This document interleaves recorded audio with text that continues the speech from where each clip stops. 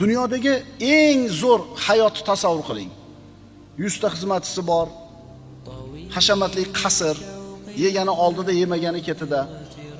Siz aqlingiz tasavvur qiladigan darajada bir huzur, halovatli, komfortli hayotni tasavvur qiling. Jannatdagi hayotda oldiga ham kelmaydi. At-taqdis nima bu? At-taqdis bu poklashlik. Jannat pokligi bilan chegaralangan. Jannatni hamma yo'g'i pok. Pokligi bilan o'ralgan. Jannatda bizni dunyoyimizda bironta kamchiligi, nuqsoni yo'q.